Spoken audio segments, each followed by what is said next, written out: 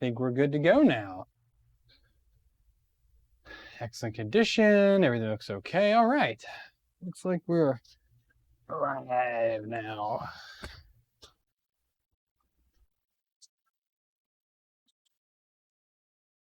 Clean up everything from last night because I didn't really have time yet. There we go.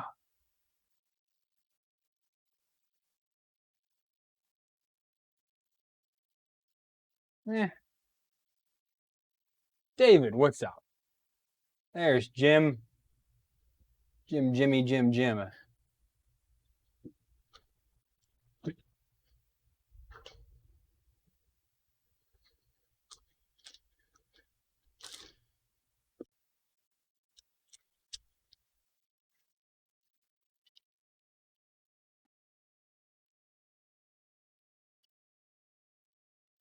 So, kind of just hanging out for a little bit tonight. I don't really have anything planned, but I wanted to at least stream, let you guys see the first print that came off of the Anet A8 Plus, which did complete successfully, which I'm pretty happy about. Now it's just getting all this extra stuff I didn't use for the build, get it put away, so we continue to work on more things. I'm trying to keep my workspace clean and organized as much as I can. It's proving to be difficult, but it is what it is. Jim, look at you, $3. Thank you, Jim. There's Paul. Aaron's here. Brandon's here. I'm going to show you guys the print in just a moment. I'm just, again, just trying to clean up the workspace here a little bit. I did not have time last night. I'm doing it right now real quick. It did print. It's not actually that bad of a print, to be honest. Pretty considerable. I'm now printing one of their test G codes, which is the chess piece. I believe it's probably like Chep's Pawn or something like that. But I wanted to see how their G code prints and how my G code prints. So aside from retraction, there definitely is some ghosting, which is kind of to be expected with stock settings on a printer like this. I mean, not expecting ghosting off the bat is fairly naive, to be blunt about it, I guess. So there is a little bit of ghosting. And I kind of figured this thing was going to need some kind of firmware updates for it anyways. Oh, where are we at here? Can I get a main board for a Monoprice 3D printer?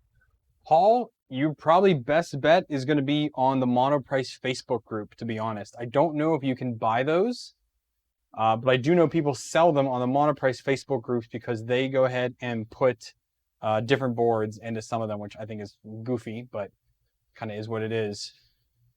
I appreciate it, Jim. Jonathan's here. Darren's here. All right. So I'm going to show you guys my first print here. So we're zoomed in. All right. So this is the Ripple test cube from Thingiverse. As you can see right off the bat, you can see down here. You can see up here. You can see those layer changes. So retraction is a little low. So retraction needs to be a little bit higher because obviously we're not retracting quite enough. You know, or retraction is too high, which is another thing, could be too high because when it's going and pushing the filament back down, it's pushing down too much filament on the start. So I'll probably end up lowering it. Right now it's 2.5 millimeters. I'll probably go a little lower than that, probably around, try 1 and go from there. Now looking at it, I mean, honestly, this looks like a great print. I mean, you can see the layers came out really well, but you see after the X, see the ghosting in there? You can see it on the Y, there it is. You can see it on the circles.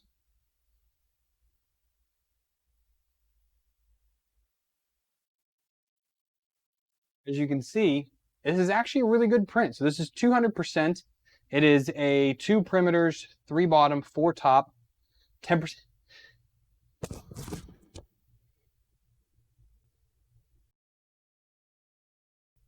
Oh, I needed to sneeze. Sorry. I was trying to mute the mic. 10% infill. So top was good. Bottom wasn't bad. And we really didn't have any curling. That's not what I could tell. Maybe here a little bit. But other than that, I mean, it's a pretty flat print. I mean, it's almost perfectly flat the whole way down. If I use a ruler here to kind of go along it like that, it's flat. So, I mean, it holds onto the glass. Extrusion is fairly even, to be honest. It's just again, those retraction blobs we need to fix. E-steps as well. E-steps could be off. I did not calculate those, so that is something else. I'm using this flat out of the box. I mean, again, I don't want to modify this printer yet. I want to test it as it prints. For our first print, this is really, really promising, to say the least. And it's my G-code though. I want to see how it looks with theirs. This is my same transition spool. This has now moved on to, this is still filament 1 filament, but this is their mint filament. So same make, just different color.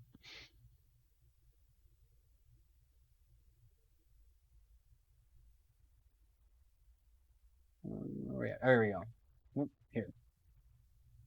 So I am still very worried for large prints about the cable chain. Brandon actually just showed me some 3D printable parts for it.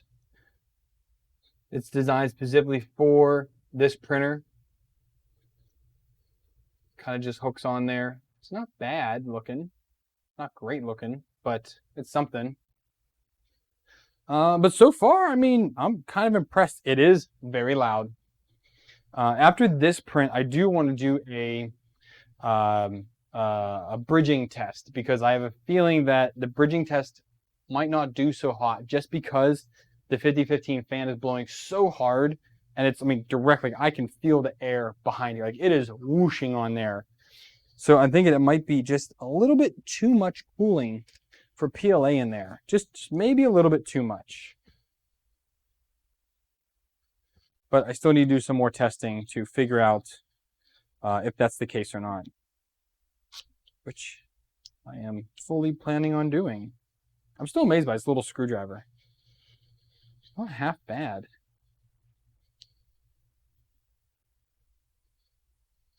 I recently just got rid of a lot of tools, just things I don't use anymore that are not needed. So we did have a little bit of blobbing in the front there. You guys can't see it, but that is there. Any new 3D? Yeah. Oh, Jake's here. What's up, man? Yeah, so I mean, it's also not a bad looking printer. That's the other thing I was thinking about. I'm like, aside from this very weird extruder, it's not that bad looking of a printer. I know looks don't really mean a whole lot, and they're kind of rocking the whole black on black type thing. But all in all, I mean, it's not a bad looking machine. They definitely lose points for 3D printed Y rod holders. 100% they lose points on that. But the fact that that's pre-drilled, I would like to see T-nuts instead. But the fact that they pre-drill it means you can't put them in wrong. They line up perfectly. So that's cool.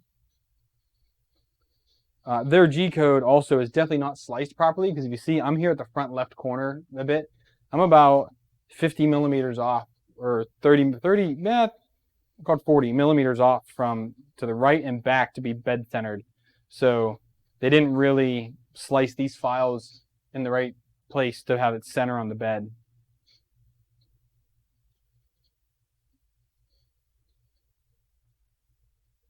We got Santa in here? Dan's here? What's up? And we got Newbie Millen here. Yeah, no, so this is, for everybody that's just joining in now, so this is what I built last night. This is the Anet A8 Plus, and they sent this to me to use for a project. And this first bit is me just using it, printing with it, and reviewing it as the unit. And then we're going to have some fun with it. So I did a stream the other day, and the new design is called Ultra Magnets. and kind of got a transformer things going on the Discord right now for printers. Everyone saw Megatron, which I designed with Aaron 2 months ago. I think we did that back in June. May or June we started doing that designing. We built that. We took a Folgertech 2020 i3, reused all the extrusion that came from that printer, the motors, everything, added a little bit extra to it, put a SKR 1.3 on it, and made that into a Bear type printer. So it's very, very similar to the Bear. We're using the Bear extruder. Kind of going to do the same thing with this one. Obviously going to put new Y-rod mounts on it. We're going to have a way better tensioning system. We're going to have new belt holders, an actual cable chain on this. We're going to put an SKR 1.3 in it, which I just ordered. And that thing does get a bit warm in there. We're going to use a Bear extruder on it. And obviously, we're going to use a Bear axis. There's actually the spacing, these a little different, I think. So we actually have separate ones modeled for the X and Y. We're going to throw an inductive sensor on it. We're going to go ahead and throw on a flexible build plate, which is going to be metal, so we can have a inductive sensor on there. And the inductive sensor senses metal, and you need that. You obviously have to have a spring steel sheet for it to work. The sensing distance was not enough to go through glass 9 times out of 10, unless it's a really, really big sensor. The larger the sensor diameter, the further away it can detect metal. So if you have like a giant TH3D one, those can detect like 6 millimeters, so those are great. The little ones that I'm using, the 8 millimeter ones, only detect like a few millimeters away, maybe 2 or 3. But it's not quite enough to get through the build plate without crushing the nozzle into it, because obviously the probe is higher. You have your nozzle here, your probe is here. It's above your nozzle. So if it has to be closer, your nozzle crashes before it actually can detect the metal.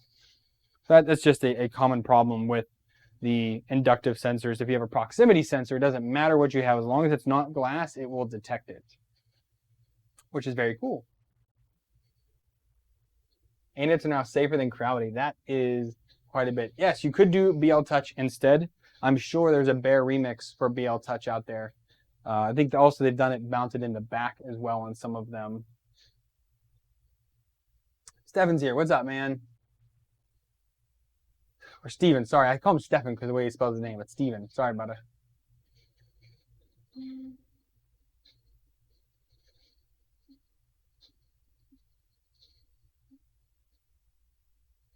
Huh. That's weird, Llama.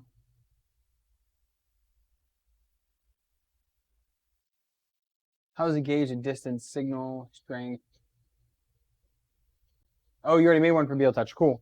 Santa, I don't really know fully how all that works. I just know that it detects metal. The proximity ones, I don't know. It's some type of signaling it sends. I don't really know. I just know how they work. But the deep down on how they actually work, I think Tom has a video on bed sensors. Like he tested different ones. That might give you a little bit of bit more info on it. So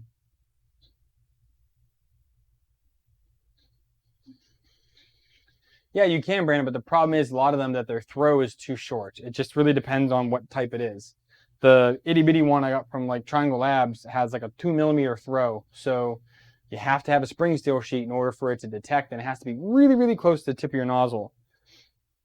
I prefer to get a little further away from the nozzle, because if you have a print that's starting to peel up a little bit, so if you're printing flat, you have one corner or something starting to peel up a little bit, you have the worry of the nozzle will heat that up and then push it back down. It's fine. But once the nozzle goes back over, you have your probe here, and your probe's going to catch and just rips the print right off. It's super duper common. Happens all the time when people put their probe too close to the nozzle, or they just have too much curling, which means they have poor cooling. But it does happen quite frequently. I see it all the time. Saying it's infrared. It's good to know.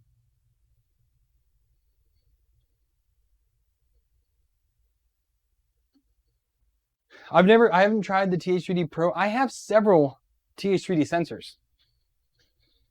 I mean, on here, actually would be a good use for one, Aaron, now that we're thinking about it, because there's so much space. So the problem you can't use a TH3D, the standard one, not the Pro. You can't use it on a Bear frame, and you can't use it on Megatron, because the frame is only so wide. Well, here we've got, how much space do I have? I've got 40, I'm gonna call it 46 millimeters from the bed to the motor, which is great. The TH3D sensors are enormous. I don't know if I can dig one out here real quick. Like, and it's not and TH3D for the sensor size. Their sensors work. It's just you have to have a printer that it works on. So the TH3D sensors are 14 millimeters. They're either 14 or 15 millimeters wide. I want to say this one's 14. But this is a TH3D V3. So Tim sent me a bunch of these a while back. And maybe on this one, instead of using one of my other probes, maybe I'll use the, and you already made, Aaron, you already made a get up for this because we already tried it. And when we threw it into Fusion, I think I might have printed it, but when we threw it into Fusion, we saw that this was going to collide with the Z motors, and that's not good. Well, actually with the axis, because it just is, there's not enough space there. But now we've got a lot of space. I can use a big fat sensor like this and work out well. Doing this, you just need to put something on top of the glass, and then you can use the TH3D sensor without a problem. So that is, maybe I'll consider that for this. When we do Ultra Magnus, is using this instead. Just had to figure out how I want to wire it. So I'll need to figure that one out. But that's, I'm going to keep that out for food for thought for a little later today. Or I guess later for this week, because I'm not working much more on this tonight. Just want to try getting some prints done, you know, get some things going there.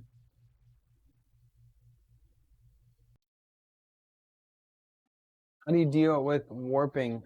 So it depends on where your warping is at, Santa. So if your warping is warping on the bed, that means you just need to probably get a closer layer, maybe even a little bit of elephant foot, especially on bare glass.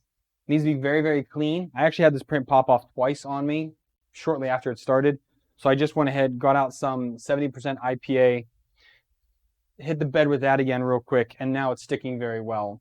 So I just had to make sure it has to be like, glass is great, but it has to be like amazingly clean. I even did a video on it, and he said never for like a solid minute. He's like, never, never, never, never, never touch the bed once it's clean. Now he does, he washes it down with soap and water, wipes it down with a towel, and then slaps it on right away, and then starts his print. And only ever touches the edges, never touch the actual build plate, because once you get your grease from your fingers on it, I don't care how dry or clean your hands are, your body emits this oil, and that oil is going to get onto the bed, and it's going to cause you to not have good adhesion. So I went ahead and wiped this down, and now we're working just fine. So it also could be the difference between their first layer and my first layer. Also could be doing that. So, but either way, once I did the IPA on there, it was good to go. But yeah, also you could have, if it's, you know, 50 was too low also on the beds. That's another thing I did change. So I cleaned it, and I'm running the bed at 60C instead of 50. I feel that 60 or 65C is the best for PLA on a bare glass bed. No glue. There's nothing. There's no glue or anything on him. It's just flat out straight glass. And putting on the bed adhesion, you kind of reduce the issue. So you could use a glue stick or something. But either way, bare glass. It's just to wipe it down. 60, 65C for PLA works well. You're going to be doing, with glue stick, 90C on a glass bed for PETG. But you have to put glue stick down, or you're going to pull a Joel, and you're going to break your glass plate because it's never going to come off. This sample print is called Chess. I'm assuming it is going to be a chess pawn, kind of like Chep, is my assumption, but it just says chess. So it's printing one chess piece from what I can tell so far.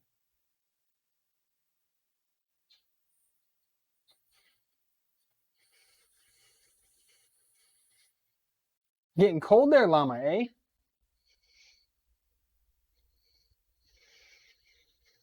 It is just, it's loud. I forget how loud A4988 drivers are. I mean, honestly, I haven't gotten a printer from a vendor in a while, but I am just so stoked at just how, I mean, this is cheaper than an Ender 3, or it's the same price as an Ender 3.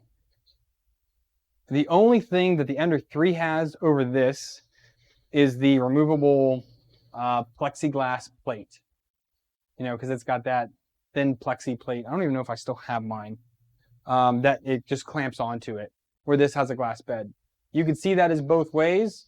Glass bed, in my opinion, is better than the cheap flexible bed because you can't print PETG on that.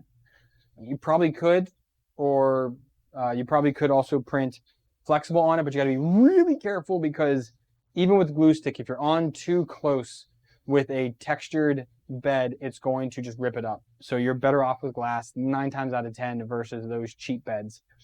This over the Ender 3 has build size. Ender 3 is 235 by 250. This is 300 by 300 by 350. So they both have integrated drivers. They both have a simple LCD. You're both running off the micro SD card because their LCDs are super cheap, don't have SD card readers on them. I prefer this design over an Ender 3. I think wheels is a super cheap and crummy way to build a printer. I really, truly do. That's just my personal opinion on it. I know a lot of people agree with that opinion, but it is what it is. I think that the standard i3 style this is, which is lead screw and linear bearings, is the way to go on both X and Y and Z. All three are using bearings on smooth rods with belts on X and Y, and Z is your threaded rod. I think it's just way better than using wheels on a V slot. I think that's very, very 2010 to say the least, but in 2020, if you're not using linear rails, you should be using this. I think linear rails is the most king, but obviously at this price point, you're not going to get linear rails. Oh, and direct drive. Sorry, yes, Aaron, that's the other third point. This is a direct drive where the Ender 3 is not. Is it a good direct drive? To be determined, but it is a direct drive. So those are pretty much the 3 advantages that I can tell. I'm going to say 4. I'm going to say cooling. 5015 fan. The Crowdy 4010 fan sucks. It just sucks. I mean, it's not that good. You're not going to get phenomenal cooling with it. It'll cool mediocrely. So that's 4 things now that we have that the Anet A8 Plus has over the original Ender 3. They're both using no-name power supplies. They're both 24 volts. Yeah, I mean, that's pretty much the bulk of it. This design is just better than an Ender 3.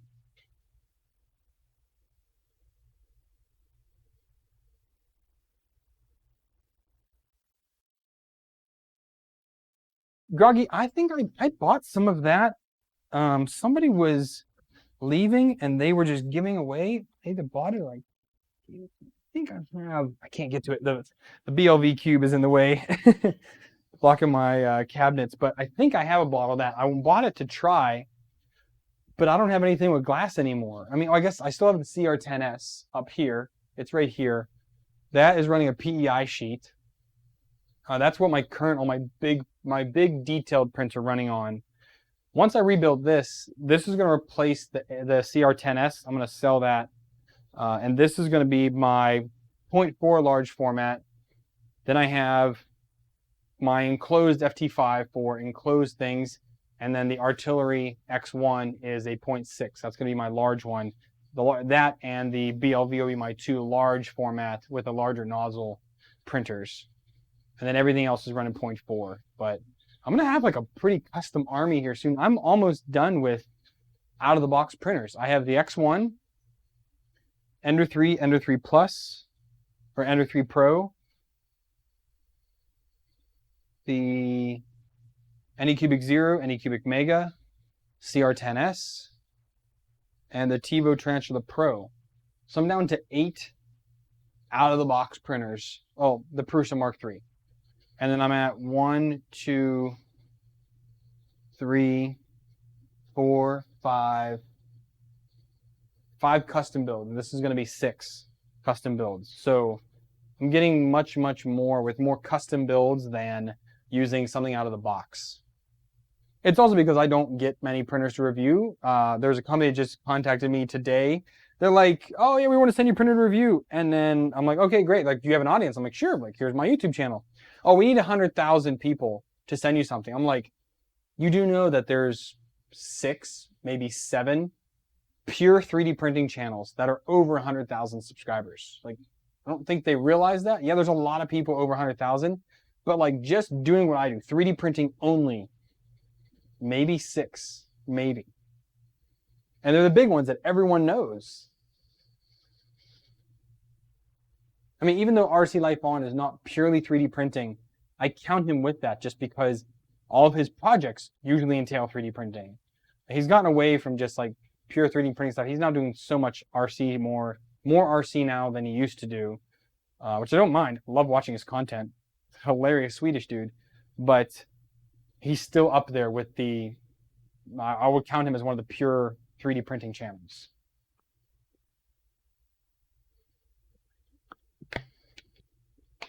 Yeah, the MGN 12s, those are nice.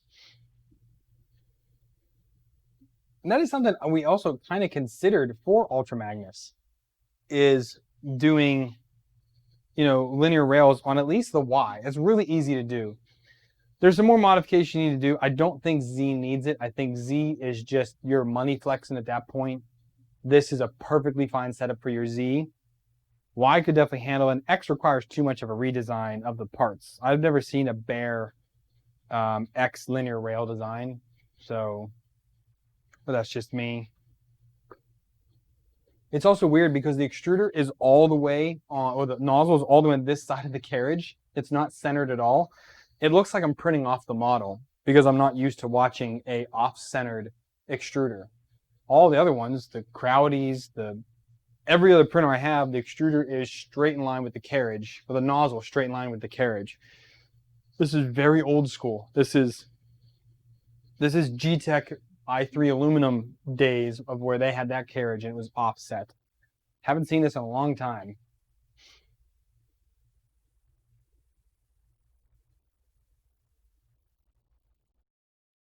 Yeah, wheels don't like speed bumps. Wheels also wear way faster than bearings do.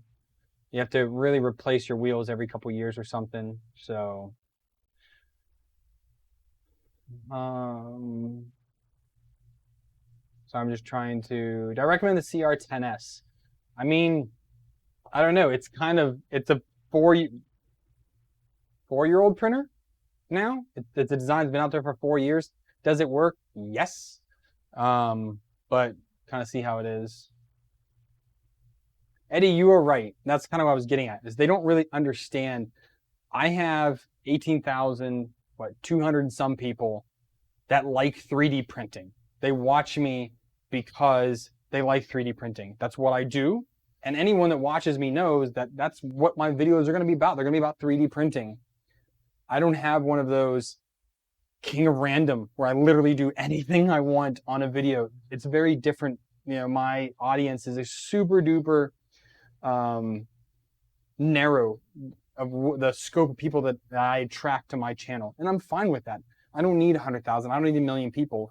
I have everyone who knows what I watch is watching this. So that's kind of what it is. I want to note we're at 45 viewers. That's pretty awesome. That's almost a high, I think. But it's just, yeah, they don't know what they're talking about. You know, 100,000 people and you may get a few, at least people watching this.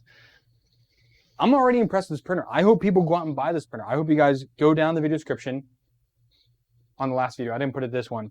But go to Banggood and I buy this printer and mod the heck out of it because it is the literally best bang for the buck you can get to build this size. I mean, I kind of want to go online and price out the bed. I want to price all this out and see if I can get it less than 170 because I honestly don't think you can.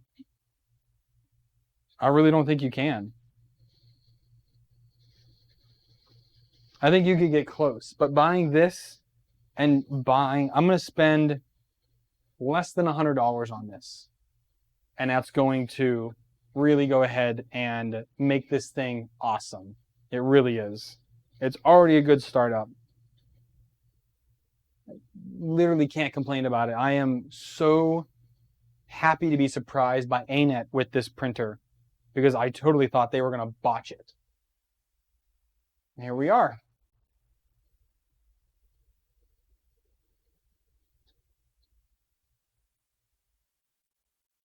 Bet Anet has a bunch of these in the warehouse. Probably. I honestly, like, if I could tell Anet one thing, two things. Okay. One, 32-bit board. Again, we're fighting that $180 price point. That's tough. I get it. But if they could do 200 bucks, put a 32-bit board in here with removable drivers, so an MKS, like, don't use your own board or make your own board, but use an MKS or Big Tree Tech and change out, do a different direct drive extruder. Direct drive is good. We're on the right track, but a different direct drive. Let's get away from the old school MK8 extruder here. Very old school. Even if it's the E3D clone, that's cool. But I think a different extruder and a 32-bit board with this exact same setup, they would outsell Creality 10 to 1. I'm not even joking. A $200 for this size, different extruder, and different board. Keep the glass bed. Keep it like this, because if someone wants removable bed, you can easily go onto AliExpress, Amazon, eBay, and buy a removable flexible sheet. That's easy. But to keep that $200 price point, change those two things, and I think Anet would crush Creality. I truly believe that. Oh, thanks, Millen. I appreciate it. And they do. This, Aaron, I think this board does have a bootloader on it, unlike Creality, which you have to use an Arduino Uno and follow some tedious guide online. On TH3D, he has a good guide on it in order to flash a bootloader on it, then be able to flash your own firmware. This, I believe, already has bootloader on it. Yeah, I know. I'm sorry. It is. It's printing as I'm talking. You're going to hear that. Yeah, Darren, the chip itself is, but again, Anet is locked in right now to their own in-house board. They have not, to my knowledge, developed a 32-bit board. Maybe they will. Maybe they'll make an Anet A8 Pro. I don't know. Which it could be Anet A8 sized or plus sized, or maybe do a Plus Pro. I don't know. I mean, I'm not really too picky about it, but this is not bad. I don't like several things about it, but I mean, if you're looking for a large format, cheap printer, this is the way to go. Oh, it's going to be a Chinese chess piece. Oh, not normal chess pawn. This is going to be Chinese chess. It's rating the character on the top right now. I didn't put that together.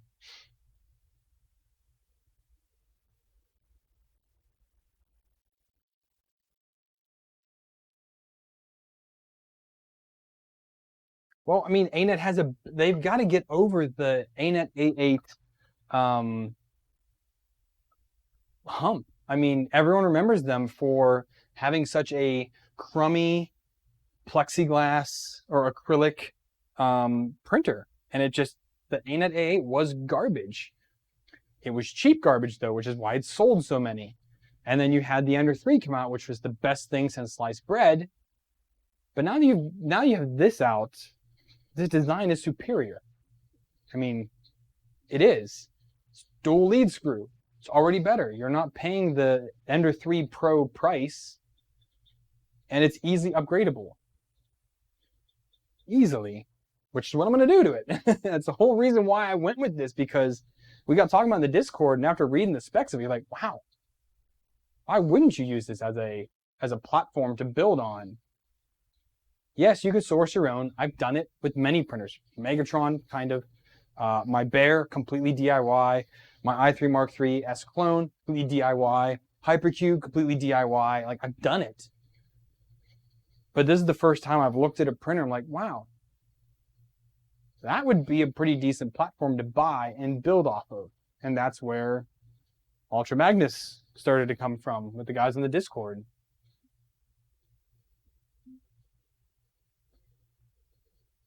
Eddie, I think they just need to stop selling them, to be honest. They really do. Rename this to something different. The A8 Plus, change the name of it. But I think they just need to stop selling those printers. They're not going to because they have tons of them. Again, as Aaron just said, just like the extruder, I bet they have tons in the warehouse. They were very cheap to make. They were easy to make. And that's why they have so many of them. My advice to Anet is to stop selling them. Just why? There's no reason to sell those printers anymore because they are just such junk. And they would improve their name drastically, if they would just stop selling those other printers. I think it would be a really good thing. And again, if there's an Anet rep out there watching this, come talk to me, because what we are going to do to this printer is going to change its life. And if you can market that as, hey, look at the platform that this is. Oh, finally, it finished. Look at the platform that this printer is, not just out of the box decent, but it could be so much more. I think it's worthwhile because, again, I'm going to spend less than $100 on this. Oh, man, that's on there good. There we go. All right, I'm going to show you guys this. Let me pick this. The skirt did not stay fully down, so that's got a little bit of issues there. It almost seems like theirs is over extruding a little bit. Let me switch here to here. Okay, so here is the Chinese chest piece. You see the top looks a little ripply, so it's a little bit over extruding, I think, and the sides too. This is where the skirt came up and got in the way. But yeah, it definitely looks like it's over extruding in their profile. And again, I wanted to compare their profile. So exhibit A and B. Focus on my hand camera. There we go. So their extrusion, my extrusion. Definitely tell a difference there. So I definitely need to down the retraction on mine. Or actually, while we're sitting here, I guess let's connect pronter face. Someone, I think Jim said to check the E-steps. Let's give that a check real quick. So let's plug in the USB cable. And let's go that way. Okay. Let's refresh the ports. 7, connect. Wrong one. We need to go to 250 probably. Nope. Let's try 9. There it is. All right, so we're connected to it.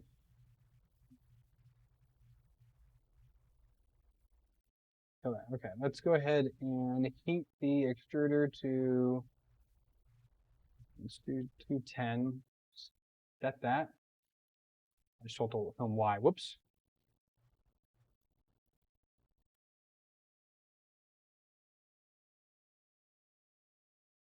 I think that's last name.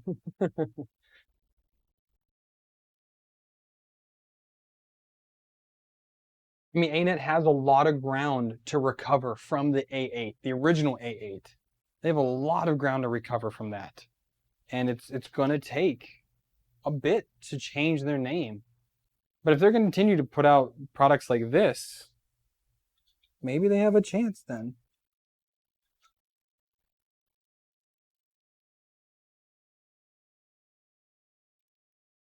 Okay. So 100 millimeters marked. We're going to extrude 100 millimeters. Let's see what it turns out at.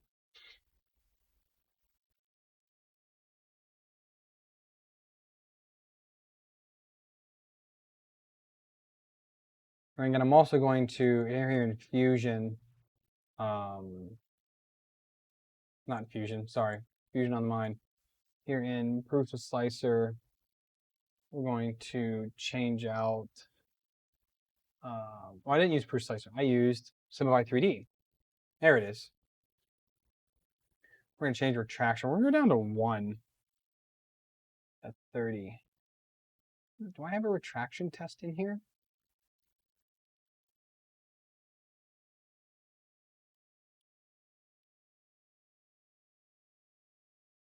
I do not. Let me download a retraction test.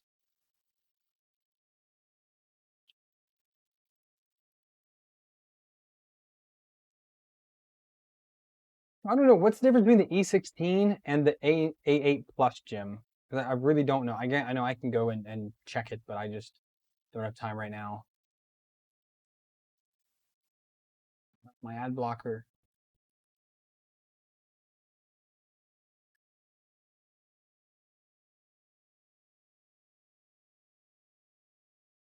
It's definitely shipping right now as well, Jim, is a huge part of building a 3D printer. I mean, just doing the 3D printer design challenge really showed that.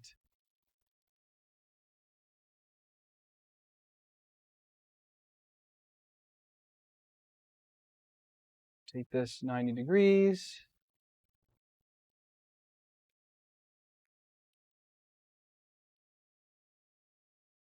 Print. Let's print over USB. Why don't we do that? Let's disconnect this. Oh, where are we at? Oh, we're actually under extruding. We're under extruding. I told it to do 100, and it did not. What we got left there? About 6 millimeters left on there. I'm gonna try this test first and go from there.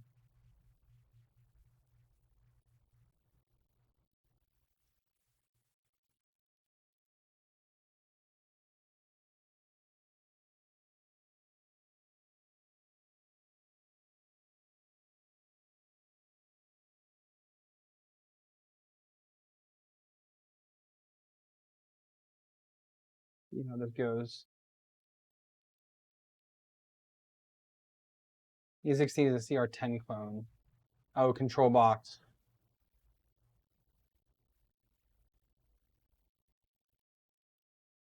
Oh yeah, that is the wheels, and it has yeah, the control box, which I definitely don't like. That's why I took that off both my CR10 variants. Got rid of both of those suckers. So give me 1 second. I'll be right back while this is heating up.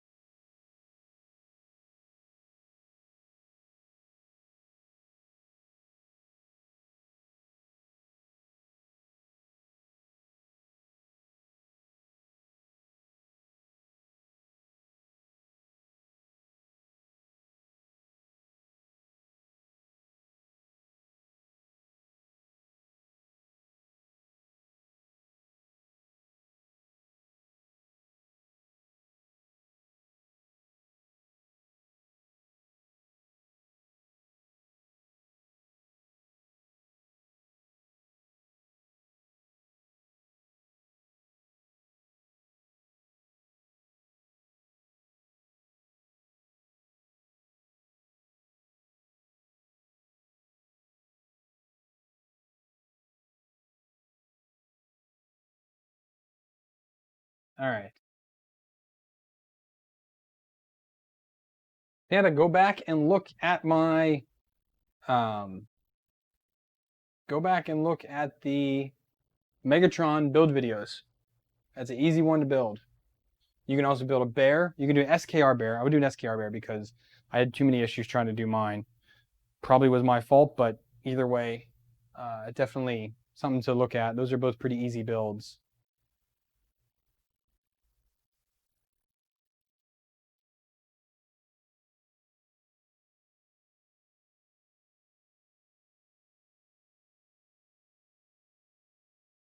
Darren, sounds like you should ship it to somebody across the border and then go grab it.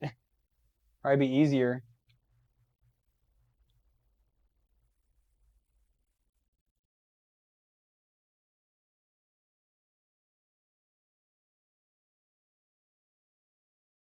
No, it is a problem, Llama. You're right, because once you get so big, um, once you get so big, these rails will not hold up, which is why a lot of people go linear on Y.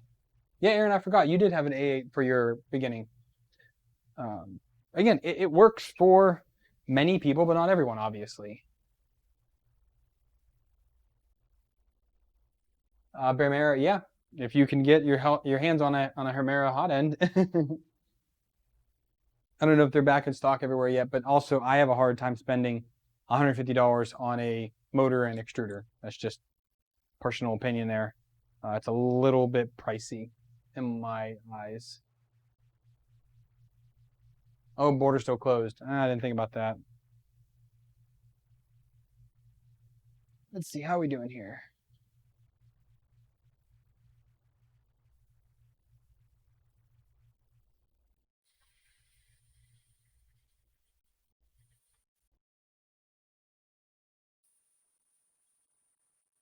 So this is a 1mm retraction test.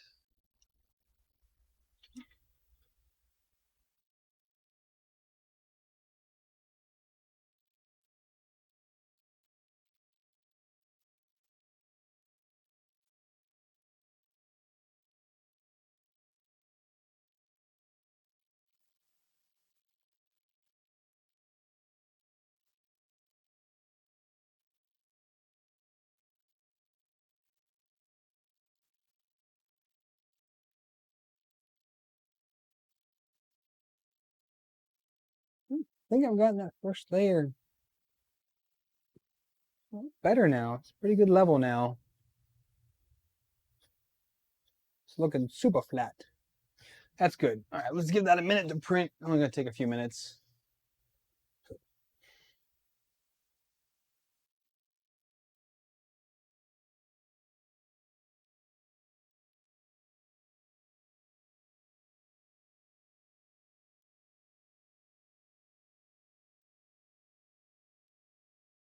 Oh, Matter Hackers has them in stock now. Okay. 3 G-Tech Pro Ws.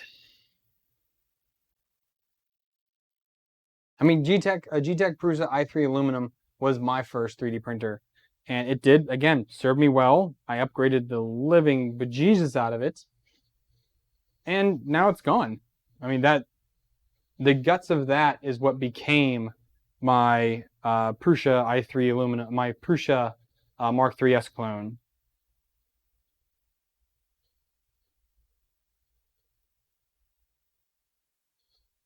So this is probably what I do tonight. I don't know. I'm probably not going to let this thing go the whole time.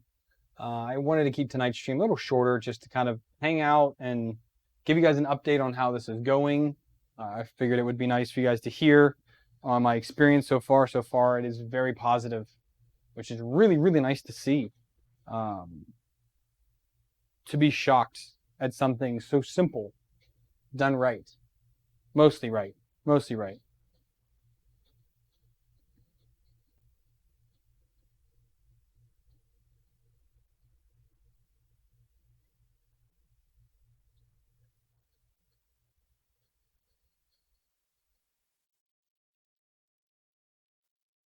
I mean, aside from the motor noise, which I could eliminate a ton of that if I just throw on a stepper damper. I would get rid of most of the X noise. You don't know what a stepper damper is. This here is a stepper damper. So these two pass-through holes go to your motor side, and these threaded holes are what you mount it to the actual mount. So onto the motor, onto the mount, and you just have to kind of move your pulley out a little bit, but it's a piece of hard rubber between these two metal pieces here. And that eliminates a ton of your noise, especially if you're using a board with integrated drivers. It is one very easy and quick way to get rid of the motor noise, is to kind of eliminate it from the frame a bit. This isn't too bad, but it's definitely audible.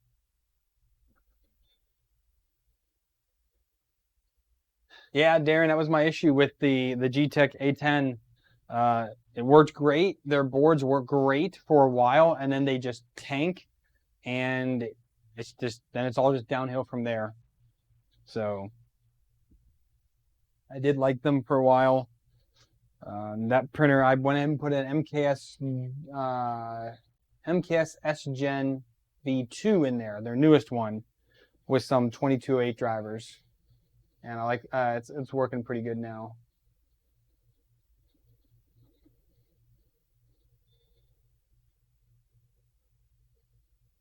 Oh yeah, my oh god, those old videos again. But that was the hotness back then. I mean, that's 4 years ago when I did those videos. I mean, those were the printers, and it really shows how printers age over time and what printers people still have years later. I still had the CR10, CR10S, the Anycubic i3 Mega. Those were some of my earliest review printers that I received that I use still today on a nearly daily basis. I mean, it depends what I'm printing, but I mean, I can just throw something on the i3 Mega. I know it's going to print. I don't really have to change anything. Just go.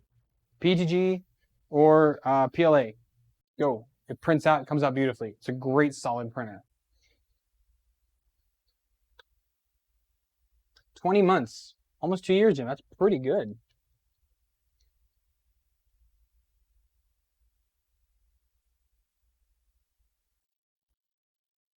I mean, it's not, it's the print quality, Millen. I mean, it comes down to, I mean, it prints quality. The build is not the best in the world, but again, I kind of thought to myself a little bit more, this is a $170, $180 printer. This is not an $800 Prusa. This is not an Ultimaker. This is not a Lulzbot. I mean, this is in a different category. You know, it's not an Artillery X1. You know, I think the build on those is far superior, but for a DIY build at 180 bucks, there's going to be some cheap outs. You know, I really did think about it today, and after seeing the quality of the print coming off of it, I'm impressed. Really am.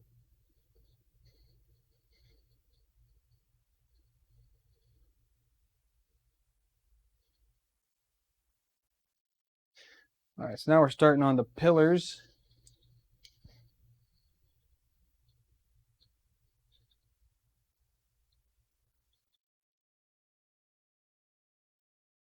All right, well, I'm going to let this go ahead and print, guys. I'm not going to hang out here the whole time.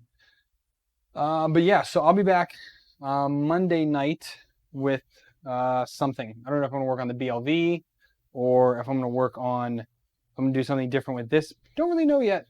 We'll also see what comes in the mail on Monday. So that'll be kind of fun. Oh, Matt, the Cube knocks us out of the park. Come on. There's so many more features in the Cube. But I really am looking forward to doing more with this printer. I'm going to be testing the heck out of it. And I kind of want to keep it nonstop printing for at least a week, just so I can put a bunch of models on it. I want to make sure I'm tuned first, which is why I'm still doing this. I'm going to keep stock firmware. I'm not changing the firmware in my review. I'm going to say this is what you're getting.